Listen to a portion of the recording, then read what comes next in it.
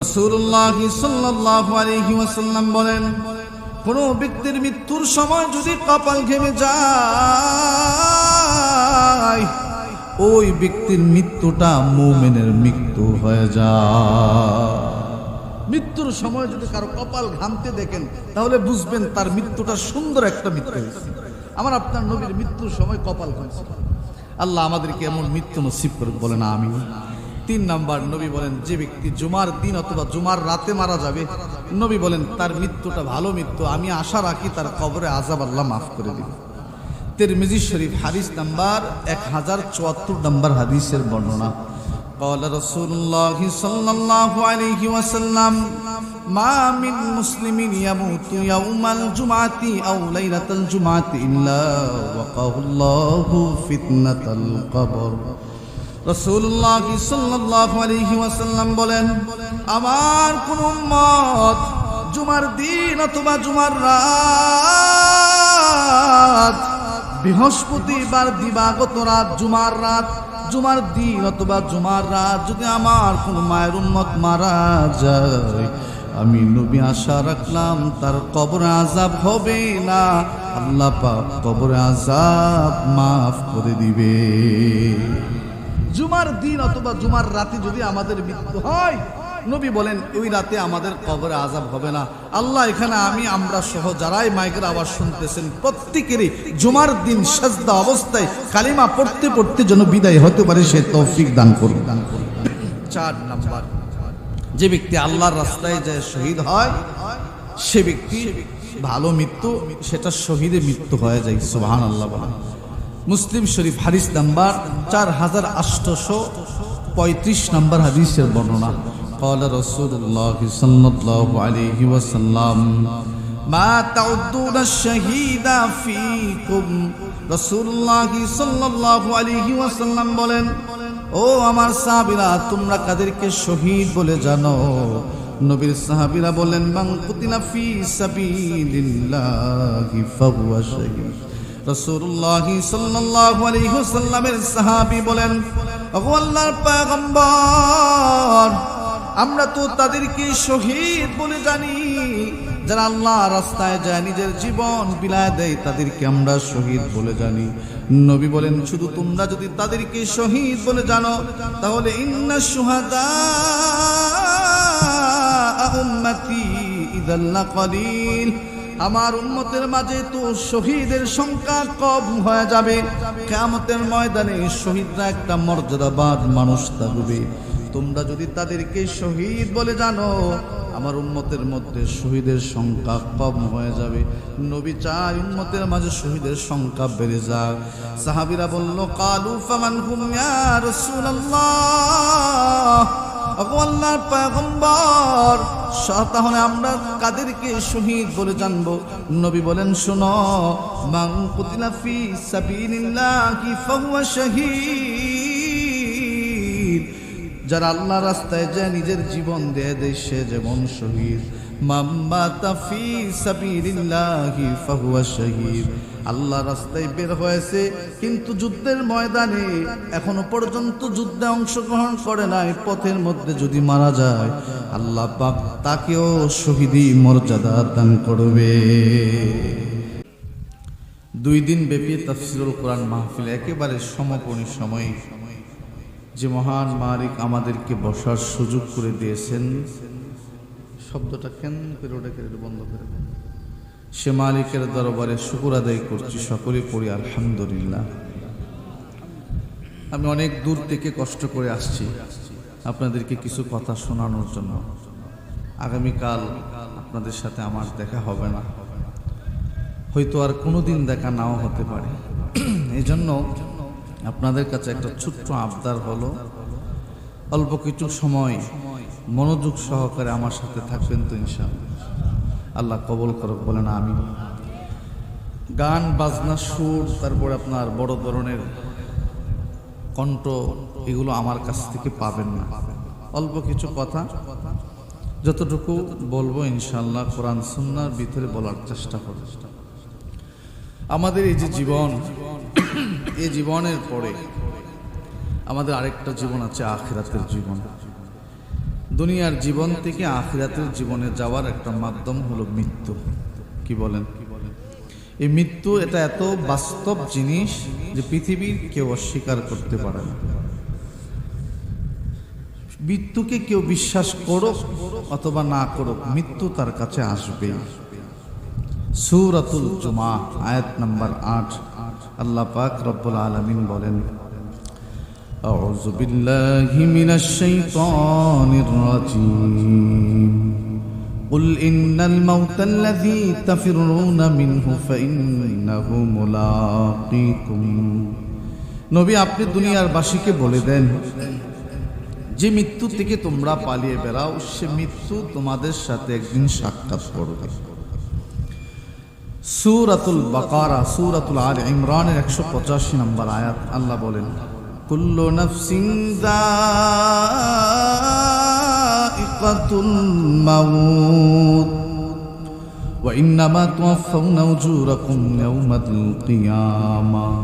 প্রত্যেকটা প্রাণীকে মৃত্যুর স্বাদ গ্রহণ করতে হবে এবং প্রত্যেকটা মানুষের জীবনের কর্মের প্রতিফল আল্লাহ পাক কিয়ামতের দিন জানায় দিবে। এই আয়াতের মাধ্যমে আমরা জানলাম পৃথিবীর সবাইকে মৃত্যুবরণ করতে হবে। কি বলেন আপনারা? আচ্ছা, আল্লাহকে আমরা একটা প্রশ্ন করি, আল্লাহ, পৃথিবীতে কি এমন কোনো জায়গা আছে যেখানে গেলে মৃত্যুর দিকে পালিয়ে থাকা যাবে, ওখানে মৃত্যু পৌঁছবে না? আপনারা কি বলেন? পৃথিবীতে এমন জায়গা আছে যেখানে মৃত্যু পৌঁছবে না? সূরাতুন নিসা আয়াত নাম্বার ৭৮ আল্লাহ বলেন, আইনামা তাকুনু ইউদরিকুমুল মাউতু ওয়ালাউ কুনতুম ফি বুরুজিম মুশাইয়্যিদা। আল্লাহ বলেন, তোমরা যেখানে থাকো না কেন সময় মতো সেখানে মৃত্যু পৌঁছে যাবে। যদিও তোমরা সুদৃঢ় দুর্গের ভিতরে থাকো, সংরক্ষিত জায়গায় থাকো না কেন, মৃত্যু সময় মতো পৌঁছে যাবে। সূরাতুন নাহাল আয়াত নাম্বার ৬১ আল্লাহ বলেন, মৃত্যু যখন কারো কাছে চলে আসবে, ১ সেকেন্ড আগেও নেওয়া হবে না, ১ সেকেন্ড সময়ও পরেও নেওয়া হবে না, যথা সময় আপনাকে আমাকে উঠায় নিয়ে যাবে। ফাইদা জাআ আজালুহুম লা ইস্তাখিরুনা সাআতান ওয়ালা ইস্তাকদিমুন। আল্লাহ বলেন, যখন নির্দিষ্ট সময় চলে আসবে তখন প্রত্যেকেরই সময় মতো উঠিয়ে নিয়ে আসা হবে। এক মুহূর্তের জন্য তাকে পিছানো হবে না, এক মুহূর্তের জন্য তাকে সামনে সময় দেওয়া হবে না, যথা সময় আপনাকে আমাকে উঠায় নিয়ে যায়। কি বলেন, ঠিক না বেটি? তাহলে মৃত্যুর প্রস্তুতি আমি আপনি নেই অথবা না নেই, মৃত্যু আমাদের কাছে আসবে, এটা চির সত্য কথা। যদি মৃত্যুর প্রস্তুতি নেই তাহলে আমাদের মৃত্যুর সময় আফসোস থাকবে না, আর যদি প্রস্তুতি না নেই মৃত্যুর সময় আফসোস থাকবে। কাফের, মুশরিক, নাফরমান, ফুজ্জাররা মৃত্যুর সময় আল্লাহর কাছে বলবে, আল্লাহ আমাকে অল্প একটু সময় দেন, আমি আমার জীবনকে তো এখনো গুছাইতে পারি নাই, আমাকে একটু সময় দেন, আমি তো এখনো নামাজ পড়তে পারি নাই, সময় দিলে আমি এগুলো পড়ে সংশোধন হয়ে তারপরে আখিরাতের দিকে রওনা হব। সূরাতুল মুমিনুন আয়াত নাম্বার ৯৯-১০০। সূরাতুল মুনাফিকুন আয়াত নাম্বার ১০ আল্লাহ বলেন, ইযা জাআ আহাদাহুমুল মাউতু ক্বালা রাব্বিরজিউন লাআল্লি আমালু সালিহান ফীমা তারাকতু। আল্লাহ পাক রব্বুল আলামিন বলেন, মানুষের কাছে যখন মৃত্যু চলে আসবে, নির্দিষ্ট সময় চলে আসবে, ওই মানুষ মালাকুল মাউতকে দেখে আল্লাহর কাছে বলবে, আল্লাহ আমাকে আবার ফিরায় দেন। আল্লাহ বলবেন, কেন গোলাম, তোমারে হায়াত দিলে কি করবা? বলে, লাআল্লি আমালু সালিহান ফীমা তারাকতু। আয় আল্লাহ, যে জিনিসগুলো ছেড়ে আসছি, নামাজ ছেড়ে আসছি, রোজা ছেড়ে আসছি, এগুলো সব আবার সুন্দর মতে আদায় করব, সময় দেন। আপনারা কি বলেন, সময় দেওয়া হবে? আল্লাহ বলবেন, কাল্লা, না, কখনোই তোমাকে সময় দেওয়া হবে না। সূরাতুল মুনাফিকুন আল্লাহ বলেন ফায়াকুলু রাব্বি লাউলা আখারতানি ইলা আজালিন করিব ফাআসাদদাকা ওয়া আকুম মিনাস সালিহিন। নাফরমানের সামনে যখন মালাকুল মাউত চলে আসবে, ওই নাফরমান আল্লাহকে ডাক দিয়ে বলবে, আল্লাহ অল্প কিছু সময় কি আমাকে দেওয়া যায় না? আল্লাহ পাক বলবে, কেন বান্দা, সময় দিয়ে কি করবে? তখন বান্দা বলবে, আল্লাহ ফাসাদদাকা ওয়া আকুম মিনাস সালিহিন। দুনিয়ার জমিনে দান সদকা করতে পারি নাই, দুনিয়ার জমিনে গরিব দুঃখীদেরকে দান করতে পারি নাই, দুনিয়ার জমিনে মসজিদ মাদ্রাসায় ভালো কাজে দান করতে পারি নাই, নেক আমল করতে পারি নাই। আমার অল্প কিছু সময় কি দেওয়া যায় না? যে সময় দিলে আমি আমার আমলটারে জীবনটারে সাজাবো। আল্লাহ বলেন, ওয়ালাই ইউআখিরাল্লাহু নাফসান ইযা জাআ আজালুহা। না বান্দা, মৃত্যু যখন চলে আসবে একটা মুহূর্তের জন্য সময় তোমাকে দেওয়া হবে না। একটা মুহূর্তের জন্য আপনাকে আমাকে সময় দেওয়া হবে না। মৃত্যুর প্রস্তুতি নিলেও আমাকে আপনাকে যেতে হবে, মৃত্যুর প্রস্তুতি না নিলেও আমাকে আপনাকে যেতে হবে। আল্লাহ এখানে যারা আমরা বসা আছি সবাইকে মৃত্যুর প্রস্তুতি নেওয়ার তৌফিক দান করুন, বলেন আমিন। আমাদেরকে দুনিয়ার মায়া জালে মৃত্যুর কথা ভুলায় রাখছে। মৃত্যুর কথা যে যত বেশি ভুলে থাকবে তার দ্বারা দুনিয়ার নাফরমানি তত বেশি হবে। মৃত্যুর কথা যার যত বেশি স্মরণ হবে, আখিরাতের ফিকির তার মধ্যে তত আসবে, দুনিয়াতে তার মাধ্যমে গুনাহ কাজ কম হবে। বলেন ঠিক না? সহিহ বুখারী হাদিস নাম্বার 6417 নম্বর হাদিসের বর্ণনা। রাসূলুল্লাহ সাল্লাল্লাহু আলাইহি সাল্লাম একটা চিত্র এঁকে আমাদেরকে নবীজি বুঝাইছেন। দেখেন আমাদের মায়া জাল আমাদেরকে কিভাবে মৃত্যুর থেকে ভোলায় রাখছেন। রাসূলুল্লাহ সাল্লাল্লাহু আলাইহি সাল্লামের একজন সাহাবী আব্দুল্লাহ ইবনে মাসউদ রাদিয়াল্লাহু তাআলা আনহু তিনি বলেন, ওনার থেকে বর্ণিত, খাত্তান নবী সাল্লাল্লাহু আলাইহি ওয়াসাল্লাম খাত্তাম মুরাব্বাআ। নবীজির সাহাবী আব্দুল্লাহ ইবনে মাসউদ রাদিয়াল্লাহু তাআলা আনহু তিনি বলেন, নবীজি একদিন 4 কোণা বিশিষ্ট একটা রেখা টান দিলেন, চতুর্ভুজ একটা রেখা টান দিলেন। ওয়াখাত্তা খাত্তান ফিল ওয়াসতি খারিজাম মিনহু। নবীজির সাহাবী আব্দুল্লাহ ইবনে মাসউদ বলেন, নবীজি মাঝখান থেকে একটা রেখা টান দিয়ে রেখাটা ঘর থেকে বের করে দিলেন। এই যে আমার দিকে খেয়াল করেন, নবীজি এভাবে 1 2 3 4 চতুর্দিকে একটা রেখা টান দিলেন, মাঝখান থেকে একটা রেখা টান দিয়ে ঘর থেকে বের করে দিলেন। নবীজির সাহাবী আব্দুল্লাহ ইবনে মাসউদ বলেন, রাসূলুল্লাহ সাল্লাল্লাহু আলাইহি সাল্লাম মাঝখানের রেখাটার মাঝে কাছাকাছি ছোট ছোট ওয়াখাত্তা খুতাতান সিগারান ইলা হাযাল্লাযী ফিল ওয়াসতি মিন জানিবি, ছোট ছোট রেখা টান দিলেন। তারপর নবীজি বললেন, শোনো, আল্লাযী ফিল ওয়াসতি ওয়া ক্বালা হাযাল ইনসান ওয়া হাযা আজালুহু মুহিতুন। নবীজি 4 কোণা বিশিষ্ট রেখা টান দিয়ে বুঝাইলেন, শোনো, এই যে 4 কোণা রেখা বিশিষ্ট ঘর, এটা হলো মানুষের আয়ু, মানুষের হায়াত।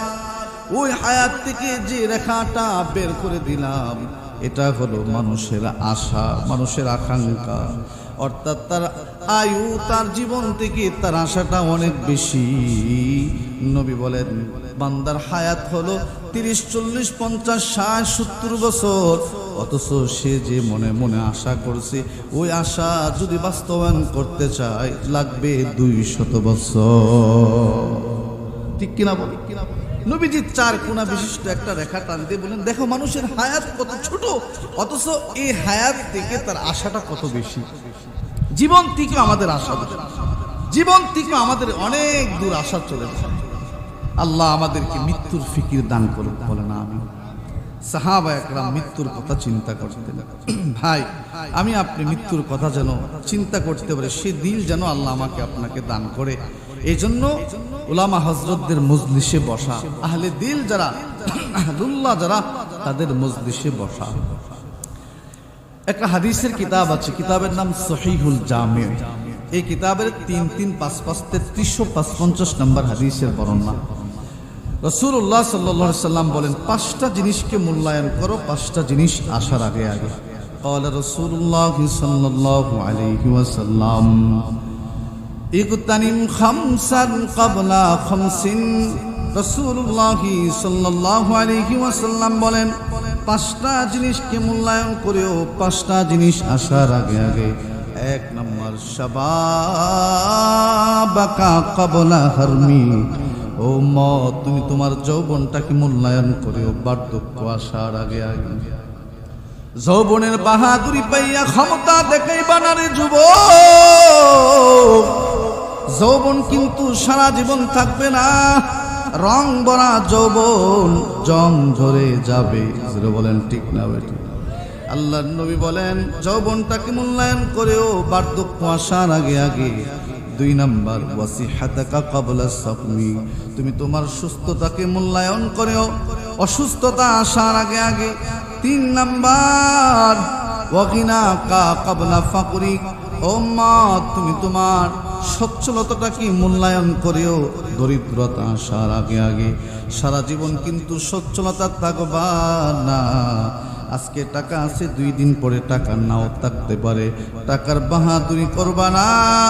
অন্যায় কাজের টাকাকে খরচ করবা না। হারাম কাজের টাকাকে খরচ করবা না। সত্যতাটাকে মূল্যায়ন করে আল্লাহর পক্ষ থেকে নিয়ামত ভাবে। দুর্বলতা আসার আগে আগে। অফারাগাকা ক্বাবলা শুগুলিক। নবীজি সাল্লাল্লাহু আলাইহি ওয়াসাল্লাম 4 নম্বর বলেন, ও মত, তুমি তোমার 4 নম্বর সময়টাকে মূল্যায়ন করিও ব্যস্ততা আসার আগে আগে। অবসর সময়কে মূল্যায়ন করিও ব্যস্ততা আসার আগে আগে। 5 নম্বর নবী বলেন, ওয়া হায়াতুকা ক্বাবলা মাউতিক। জীবনটাকে মূল্যায়ন করেও মৃত্যু আসার আগে আগে।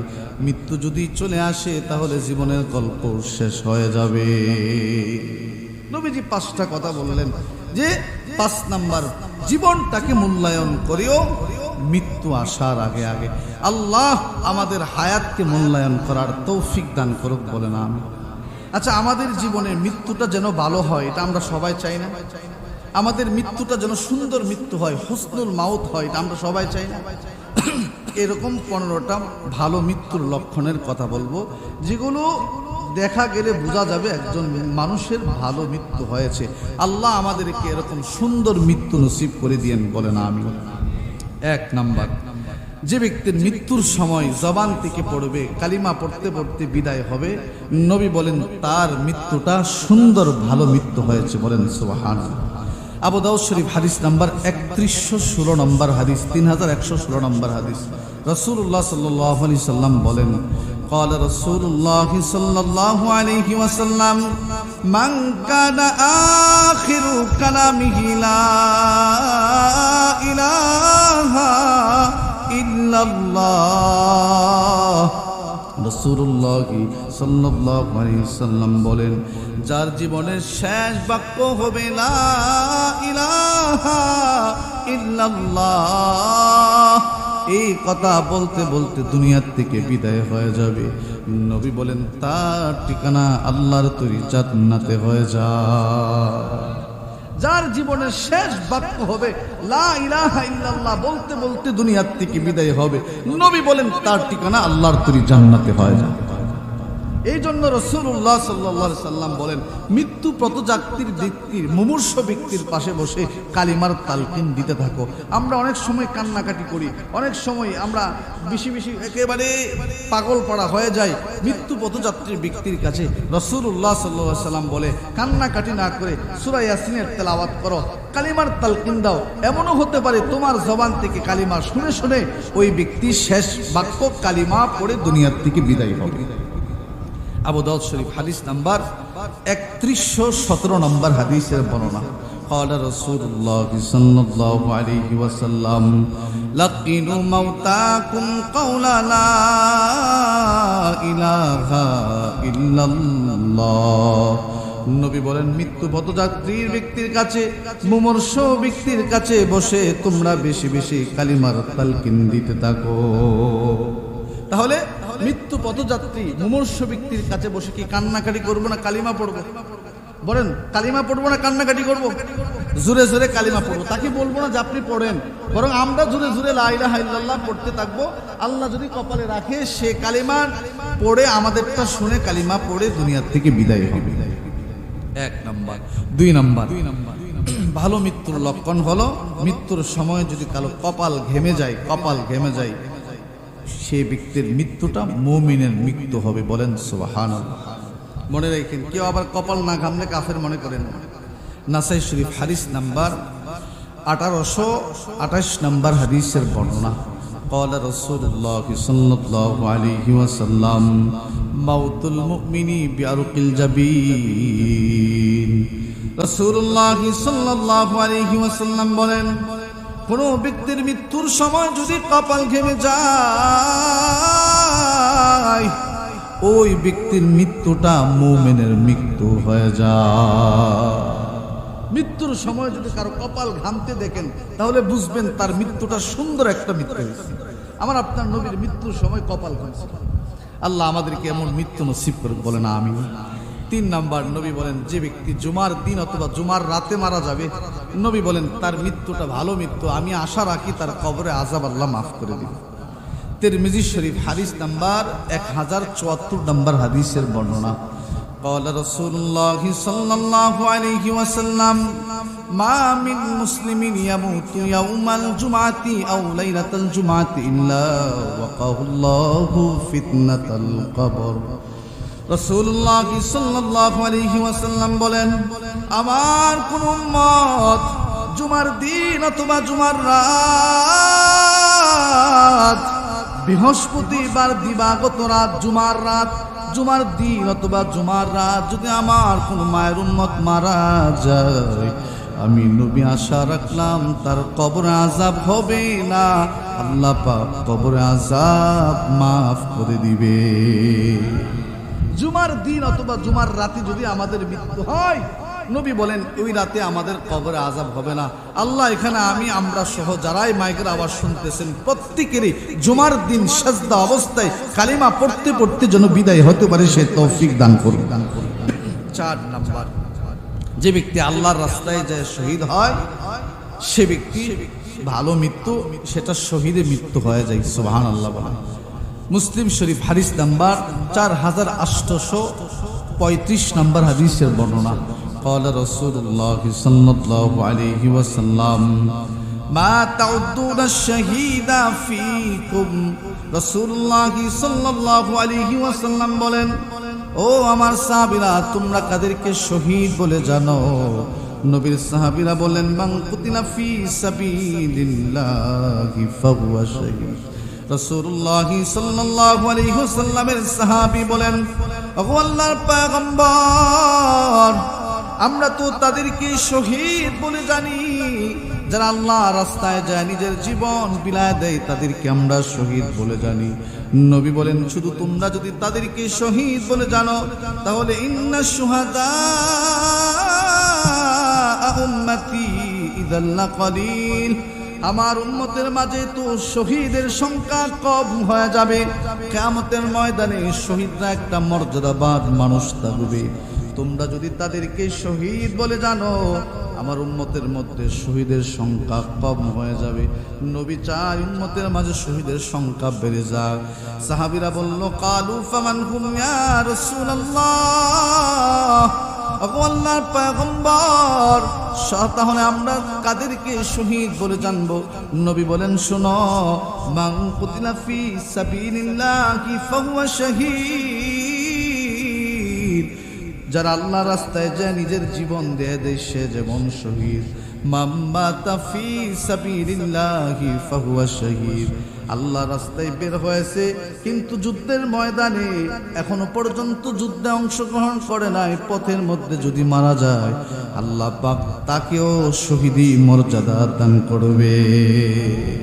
আল্লাহর রাস্তায় জিহাদ করতে করতে মারা গেলে সে যেমন শহীদ, আল্লাহর রাস্তায় নিয়ত করে বের হয়েছে, পথের মধ্যে এমনিতেই মারা গেছে, নবী বলেন সেও শহীদ হয়ে যায়। তারপর নবী বলেন, আমার উম্মতের শহীদের সংখ্যা কম করে হবে না। শোনো, মাম্মাতা ফিত্তাউনি ফাহুয়া শাহীদুন। আমার উম্মতের মাঝে যারা প্লেগ রোগে মারা যাবে, বিভিন্ন ভাইরাসে মারা যাবে, ব্যাকটেরিয়াতে মারা যাবে, করোনা ভাইরাসে মারা যাবে, যত মানুষগুলো করোনা ভাইরাসে মারা গেল, মুমিন ব্যক্তিগুলোকে আল্লাহ পাক কিয়ামতের ময়দানে শহীদি মর্যাদা দান করবে। যারা প্লেগ রোগে মারা যায়, বিভিন্ন ভাইরাসে মারা যায়, নবী বলেন তাদেরকেও আল্লাহ শহীদি মর্যাদা দিবে। মাম্মাতা ফিল বাতনি ফাহুমা শাহীদুন। যারা পেটের রোগে মারা যাবে, পেটের রোগে ডায়রিয়া হইছে, পেটের মধ্যে পানি চলে আসছে, লিভার নষ্ট হয়ে গেছে, পেটটা নষ্ট হয়ে গেছে, ডায়রিয়াতে কত মানুষগুলো মারা যায়।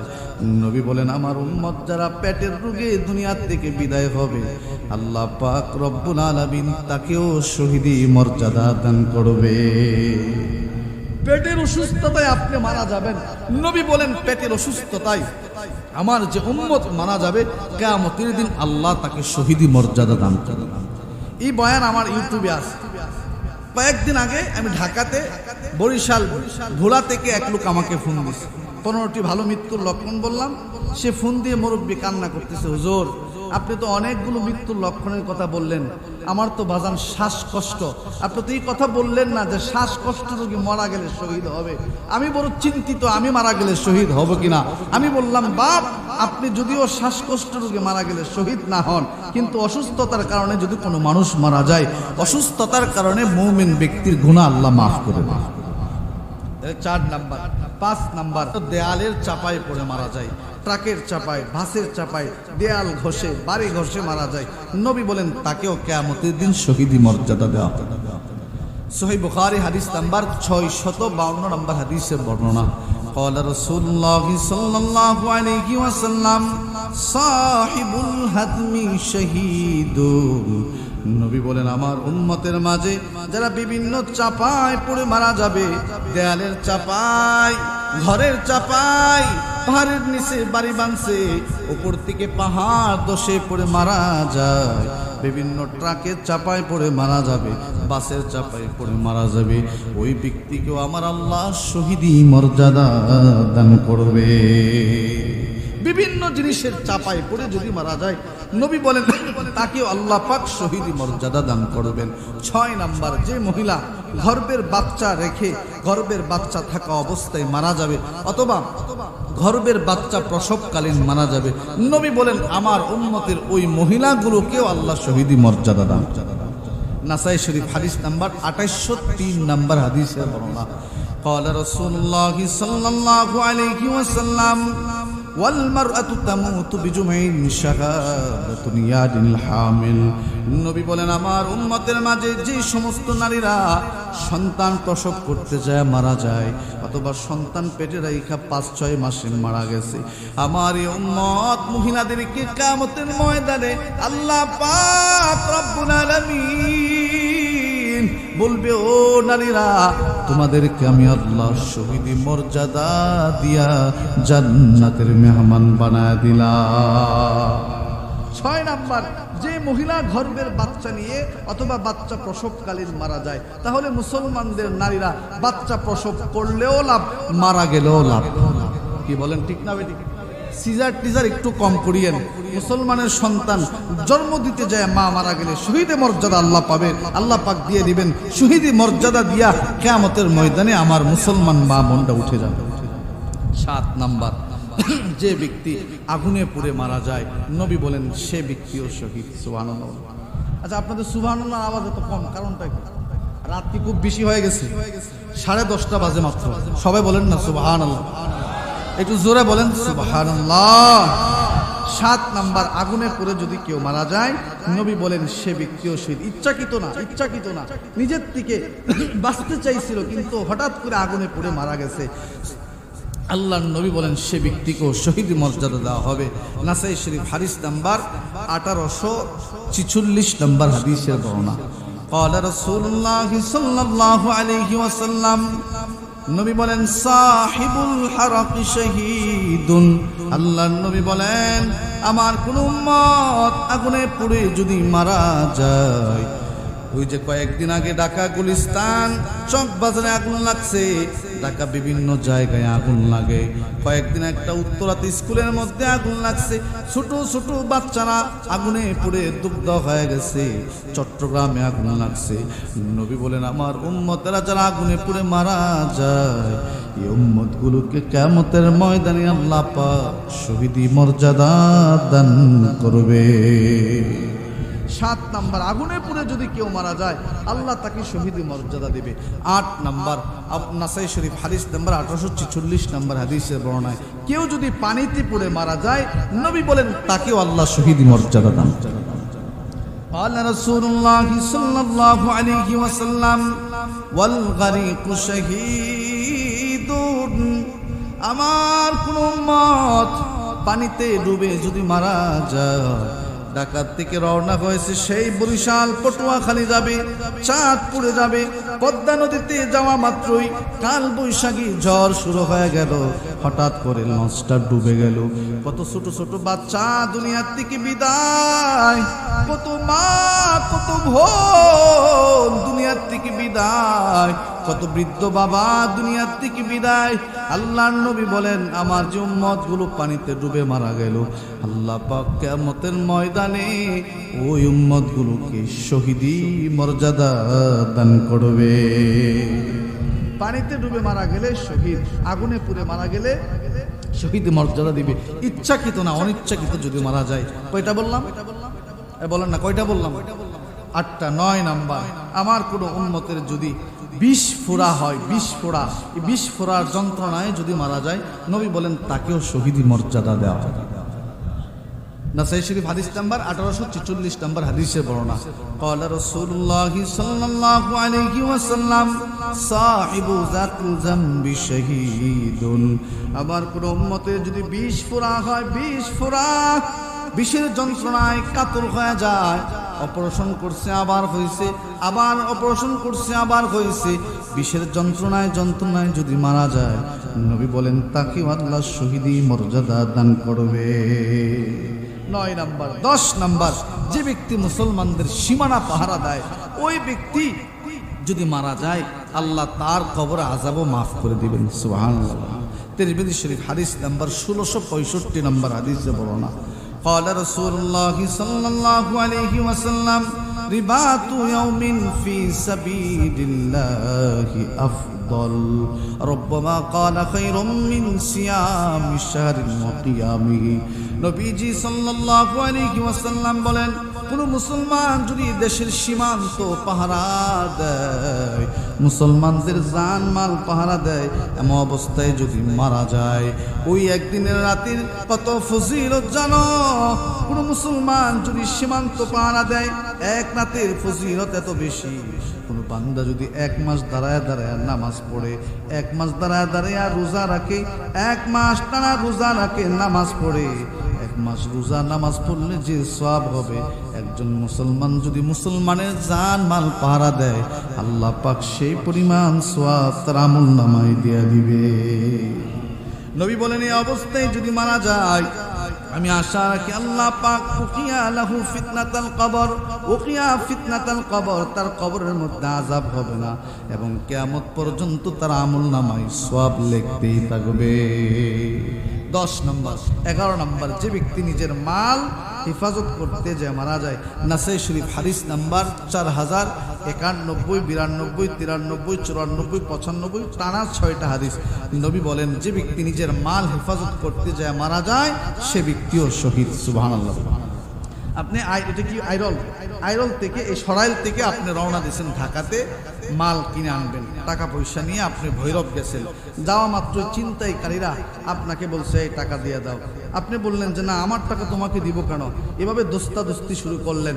এক পর্যায়ে ওই নূর পিশাচরা ছুরি দিয়ে আপনার পেটের মধ্যে আঘাত করছে। এই অবস্থায় যদি আপনি মারা যান, নবী বলেন আপনার মাল হেফাজত করতে যে মারা গেল আল্লাহ পাক তাকেও শহীদি মর্যাদা দান করবেন। قال رسول الله صلى الله عليه وسلم من قتل دون ماله فهو شهيد من قتل دون أهله فهو شهيد। 11 নাম্বার, যে ব্যক্তি নিজের মাল হেফাজত করতে যায় মারা যায় সে ব্যক্তি শহীদ। যে ব্যক্তি নিজের পরিবারকে বাঁচাইতে যায় মারা যায় সে ব্যক্তিও শহীদ। 12 নম্বর। 13 নম্বর নবী বলেন মান কুতিলা দুনা দীনিহি ফাহুয়া শাহীদুন। যে ব্যক্তি নিজের ধর্মকে হেফাজত করতে যায় মারা যায় সে ব্যক্তি শহীদ।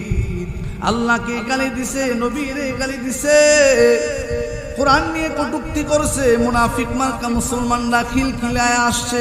হেফাজত ইসলামের ব্যানার দিয়া মুমিন মুসলমান 5 ওয়াক্ত নামাজি ব্যক্তিরা বসে থাকতে পারে নাই। হেফাজতের ব্যানার দিয়া শাপলা চত্বরে গেছে, পাখির মতো গুলি করে আমার উম্মতগুলোরে মারছে। নবী বলেন নিজের ধর্মকে হেফাজত করতে যায় যারা মারা যায় আল্লাহ পাক কিয়ামতের ময়দানে শহীদি মর্যাদা দান করবে। 14 নাম্বার, যে ব্যক্তি নিজের মাল নিজের জানকে হেফাজত করতে যায় মারা যায়। এমনিতে আপনাকে একজন হত্যা করতে চাচ্ছে, আপনিও বাঁচার জন্য চেষ্টা করতেছেন, দুস্তাদুস্তির এক পর্যায়ে আপনাকে গুলি করে অথবা ছুরির আঘাতে মারছে। নবী বলেন নিজের মালকে হেফাজত করতে যায়, নিজের জানকে হেফাজত করতে যায় যে মারা গেছে তাকেও আল্লাহ শহীদ মর্যাদা দান করবে। 15 নাম্বার, মান কুতিলা দুনা মাজলিমাতিহি ফাহুয়া শাহীদু।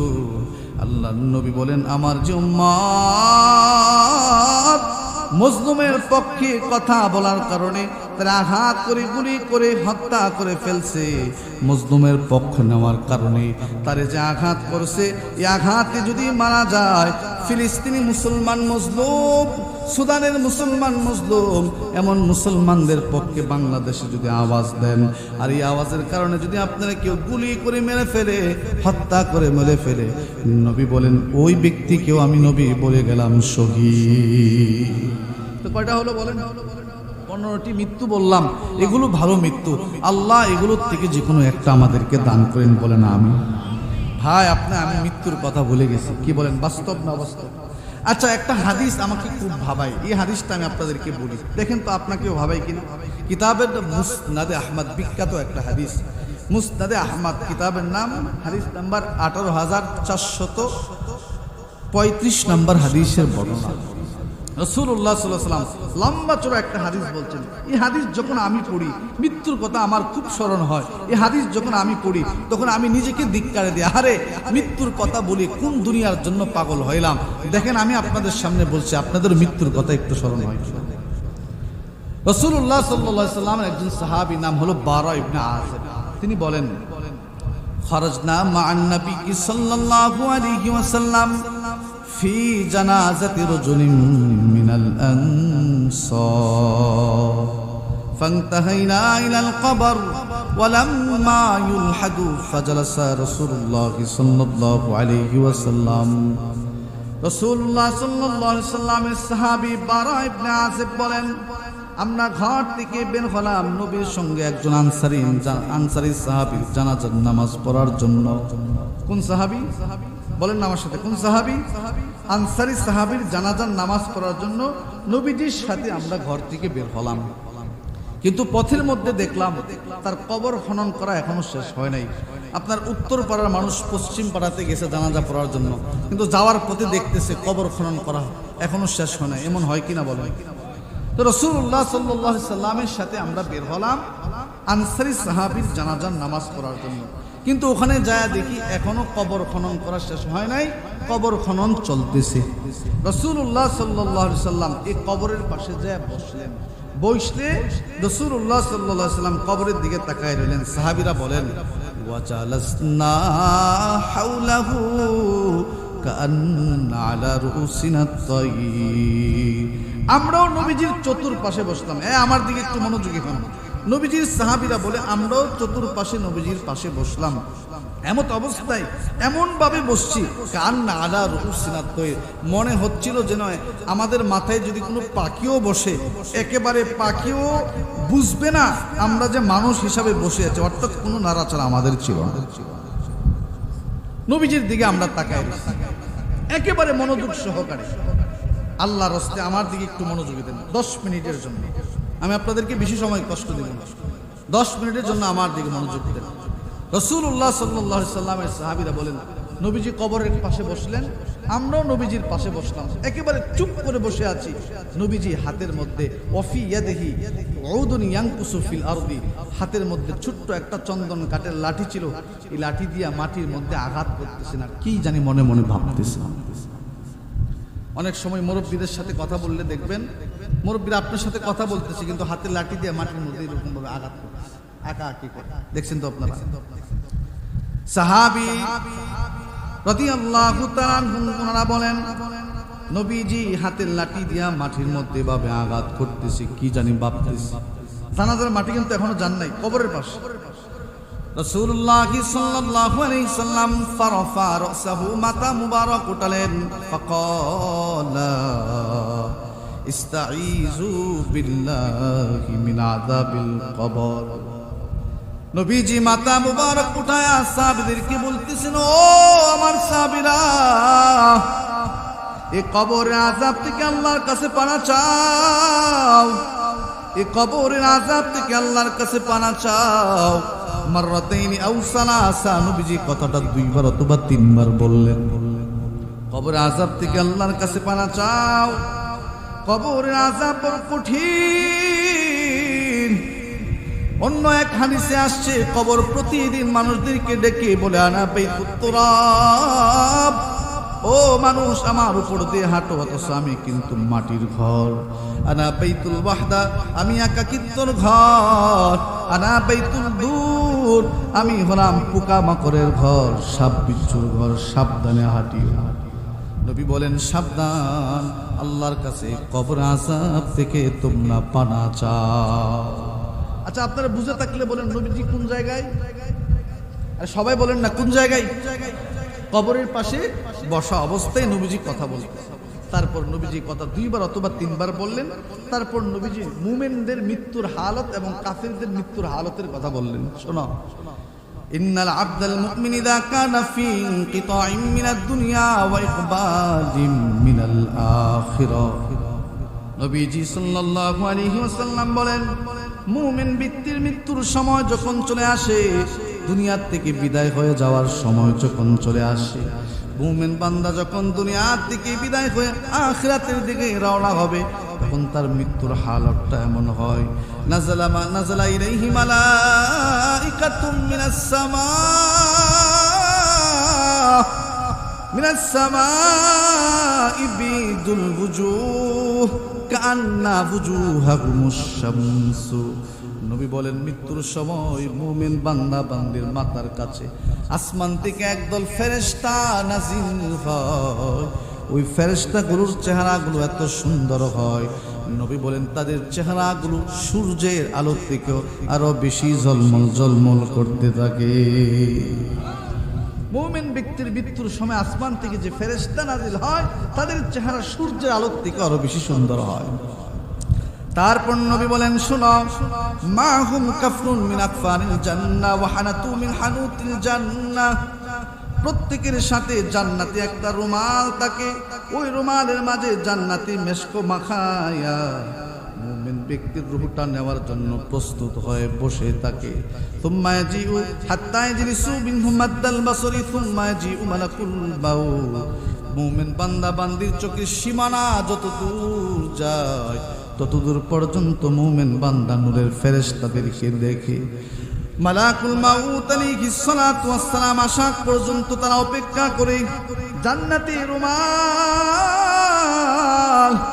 জান্নাতি রুমাল নিয়ে বসে আছে, কখন মুমিন বান্দার রূহটা সযত্নে এই রুমালের মধ্যে উঠায় নেবে। মুমিন বান্দার মাথার কাছে সুম্মা ইয়াজিউ মালাকুল মাউত আলাইহিস সালাতু ওয়াস সালাম হাত্তা ইয়াজলিসা ইনদা রাসিহি। মালাকুল মাউত মাথার কাছে বৈশা মুমিন বান্দার একটা ডাক দেয়, মধুর ডাক, সুন্দর করে ডাক দেয়। মুমিন বান্দার মাথার কাছে বৈশা ডাক দেয়, আইয়াতুহান নাফসুত তাইয়্যিবা উখরুজি ইলা মাগফিরাতিন মিনাল্লাহি ওয়া রিদওয়ান। ও মুমিন বান্দা, তোমার দেহ থেকে রূহটা এত সহজে বের হয়ে যাও, আল্লাহর ক্ষমার দিকে বের হয়ে যাও, আল্লাহর মাফির দিকে বের হয়ে যাও। মালাকুল মাউত যখন মুমিন বান্দা বান্দির মাথার কাছে বসে ডাক দেয়, ও বান্দা তোমার রূহটা বের হয়ে যাও, পবিত্র আত্মা বের হয়ে যাও। নবী বলেন ফাতাখরুজু তাসিলু কামা তাসিলুল কাতরাতু মিন ফিস সিকা। পানপাত্র থেকে পানি যত সহজে বের হয়ে যায়, মুমিন বান্দার রূহটা দেহ থেকে তত সহজে বের হয়ে যায়। আমার দিকে তাকান, পানপাত্র থেকে পানিটা যত সহজে বের হয়ে যায়, এই যে এদিকে তাকান, এটার মধ্যে পানি আছে মনে করেন, এটা পানিটা এইভাবে ছাড়লাম, এই পানিটা এই পাত্র থেকে যত সহজে এখানে পড়ে গেছে। নবী বলেন ফাতাখরুজু তাসিলু কামা তাসিলুল কাতরাতু মিন ফিস সিকা। মুমিন বান্দার দেহ থেকে তার রূহটা অত সহজে বের হয়ে যায়। আপনার আমার মৃত্যুটা কেমন হবে কে জানে? বলেন বাপ, আপনার আমার মরণটা কোন হালতে হবে জানি আমরা। আল্লাহ আমাদেরকে সুন্দর মৃত্যু নসিব করুক। বলে না মৃত্যুর কথা ভুলে যায়, মৃত্যুর কথা ভুলে যায়। আমি নিজে ভুলে যাই। আমি যেখানে থাকি, যে মাদ্রাসায়, এই মাদ্রাসার একটা জানালা আছে, জানালাটা খুললেই পুরো কবরস্থান, বিশাল বড় কবরস্থান। চাঁদের 13-14 তারিখ যখন চাঁদ একেবারে ফকফকা হয়, আলোটা যখন এই কবরস্থানে পড়ে, প্রতিটা কবরের দিকে আমি মাঝে মাঝে তাকাই আর নিজেরে বোঝাই, নিজে ভুলে গেছি এখানে আমাকে তাকাতে। এতগুলো মানুষ নিয়ে ঘুমায়, কোনো শব্দ হয় না, খাবারের ধাক্কা ধাক্কি নাই, ক্ষমতার জন্য ধাক্কা ধাক্কি নাই, কোনো কিছুর জন্য ধাক্কা ধাক্কি নাই। আর ভাবি আরে এমন ভাবে তো আমাকেও একদিন কবরে শোয়ায় দিবে, সেদিন আমার কি অবস্থা হবে? ক্ষমতার জন্য, টাকার জন্য, ইজ্জতের জন্য, ধসকৃতির জন্য পাগল হয়ে যায়। দিনের পর দিন চলে যাবে, রাতের পর রাত চলে যাবে, কত তুফান, কত ঝড়, কত বৃষ্টি চলে যায়। কবরবাসীর এভাবে শুয়ে নিজেরে বুঝায়, নিজেরে বুঝাই, নিজেরে ধিক্কার দেই। দুনিয়ার জন্য এতটা পাগল পাড়া হয়ে গেছে, মৃত্যুর কথা ভুলে গেছি। আল্লাহ আমাকে আপনাকে, এখন এখানে যারা আছেন, মাইকের আওয়াজ যতটুকু যাচ্ছে, আমার মা বোনদের সহ সবাইকে আল্লাহ মৃত্যুর ফিকির দান করুন। বলেন আমিন। মুমিন বান্দার রূহটা যখন বের করে ফেলে, তখন ফেরেশতারা সযত্নে, আমার দিকে তাকান, ফেরেশতারা সযত্নে মুমিন বান্দার রূহটাকে এভাবে সযত্ন করে এক মুহূর্তের জন্য চারণা আসমানের দিকে নিয়ে যায়।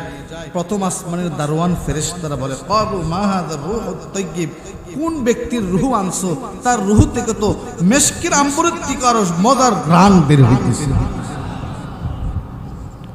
তখন মুমিন বান্দার রূহ বহনকারী আত্মা, ফেরেশতা বহনকারী ওই ফেরেশতাগুলো বলে, শোনো ফুলান ইবনু ফুলান, অমুক ব্যক্তির সন্তান অমুক ব্যক্তিকে নিয়ে আস, কারণ তার রুহুর মাঝে তো নামাজের সুগ্রাণ, রুহুর মাঝে তো কোরআন তেলাওয়াতের সুগ্রাণ, ইমানের সুগ্রাণ।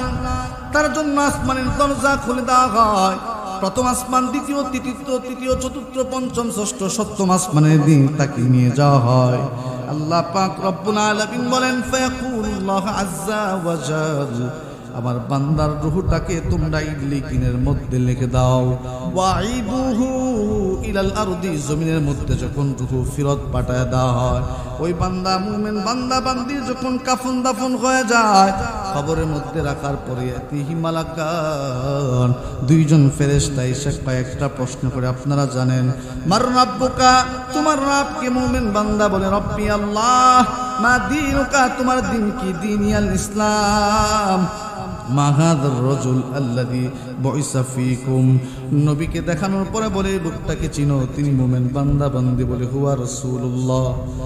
আল্লাহর নবী সাক্ষ্য দেওয়ার পর ওই মুমিন বান্দাকে বলা হয়, আরে আল্লাহর বান্দা, মা ইলমুকা, জ্ঞান তুমি কোথায় থেকে পাইলা? মুমিন বান্দা বলবে, করাতু কিতাবাল্লাহ, আমি আল্লাহর কোরআন থেকে শুনছি। আইরল মাস্টার বাড়ি তাফসিরুল কোরআন মাহফিল থেকে, উলামা হযরতদের জবান থেকে শুনছি। ফাআমানতু ওয়া সাদ্দাকতু, আমি বিশ্বাস করতাম এদিন আমার আসবে, কবরের মধ্যে সওয়াল জবাব করতে হবে। জোরে বলেন ঠিক না বেঠিক? কবরের ভিতরে সওয়াল জবাব করতে হবে। আমি তাফসীরুল কোরআন মাহফিল থেকে শিখে আসছিলাম, বারবার প্রশ্ন করার পর আল্লাহ পাক রব্বুল আলামিন তার পয়গম্বরের মাধ্যমে জানায় দেয়, ফায়ুনাদি মুনাদিন ফিস সামা, আসমান থেকে একজন ঘোষণাকারী ঘোষণা দিয়ে বলবে, আন সাদাকা আবদি, আমার বান্দা যা বলছে সব সত্য বলছে, ওরে আর বিরক্ত করবি না। ফাফরিশুহু মিনাল জান্নাহ, তার কবরের মধ্যে জান্নাতি পোশাক পরায় দাও, জান্নাতের বিছানা বিছায় দাও। ওয়ালবিসুহু মিনাল জান্নাহ, তার কবরের মধ্যে জান্নাতি পোশাক পরায় দাও। ওয়াফতাহু লাহু বাবান ইলাল জান্নাহ, তার কবরটার সাথে জান্নাতের একটা যোগাযোগ করে দাও। মুমিন বান্দার কবরটাকে জান্নাতের সাথে যোগাযোগ করে দেওয়া হবে। মুমিন বান্দার কাছে একজন সুশ্রী যুবককে রাখা হবে, বলবে, এ মিয়া তুমি কে? মুমিন বান্দা জিজ্ঞাসা করবে, তখন ওই সুশ্রী যুবক বলবে, আনা আমালুকা সলিহ, দুনিয়াতে যে নেক আমল করতা ওই নেক আমলকে আল্লাহ ব্যক্তি রূপ দিয়া তোমার কবরে পাঠায় দিয়েছে। আল্লাহ আমাদের কবরকে এরকম ভাবে নূরান্বিত করে দিয়ে বলেন আমিন। আচ্ছা, নবী জানি এই কথাটা কোন জায়গায় বলতেছিল? ভুলে গেছেন আপনারা? নবী সাহাবীদের কি নিয়ে কবরের পাশে বসে কিন্তু হাদিস বলতেন। যে বাকি অংশ হাদিসটা আল্লাহ যদি আরেকদিন সুযোগ করে দেয় বলবো। ওয়া আখিরু দাওয়ানা আলহামদুলিল্লাহি রাব্বিল আলামিন।